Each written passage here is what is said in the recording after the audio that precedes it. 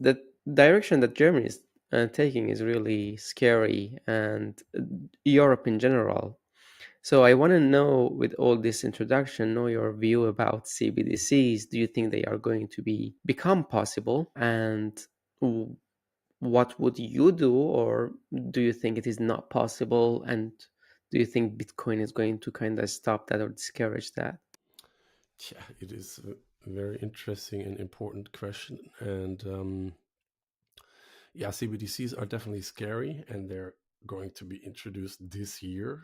I mean, it's not for retail yet, as far as I understood, but still, it's happening, and yeah, the central banks are pushing for it, and there's a worldwide, yeah, they're trying it worldwide, like not simultaneously, but yeah, it's happening. And I also talked to a number of experts, you can say, about this topic, and they are not that worried because they believe it will just fail because it doesn't have the characteristics of sound money. And at some point, people will switch to other forms of trade, but it can still make things a lot worse before they get better, I think. And yeah, CBDCs are basically a way to control us, a way to yeah, change our behavior, to limit or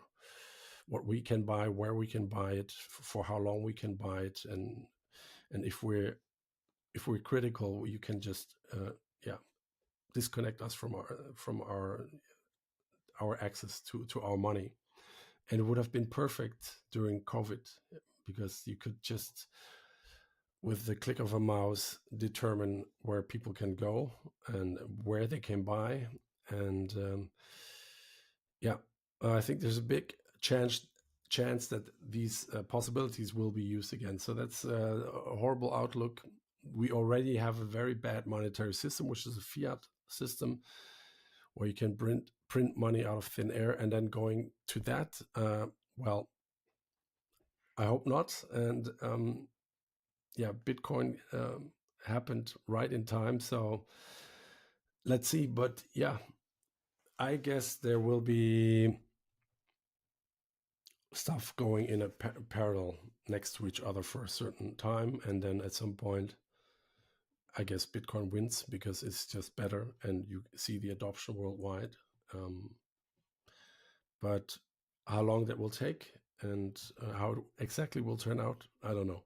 Even when companies, corporations are not in a rush, they do not make the most optimal product, and they fail, it's going to look so bad, and it's going to be really their death sentence. Maybe it really kills them. One mistake. Uh, I think it, it is only a fraction of the people that know Bitcoin. It's only a small percentage of the people that know and use Bitcoin. There's a difference between knowing about it and actually using it.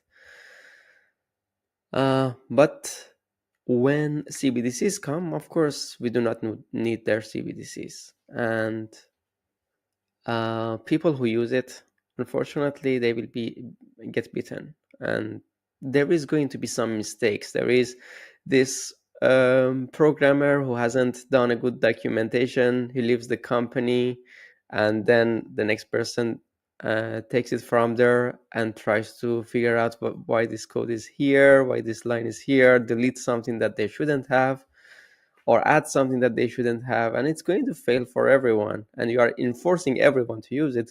Bitcoin in the beginning was very, very buggy. There are bugs, there are bug fixes every time, even now, but it still lives. So imagine you forced all the population to use that. Well, or as a huge percentage of the population to use that, things are going to go wrong, and more people are going to learn about Bitcoin then, I would say. They would become a good PR for us. Yeah, I think so too. But probably that it still has to go along with a little bit more pain, more inflation. True.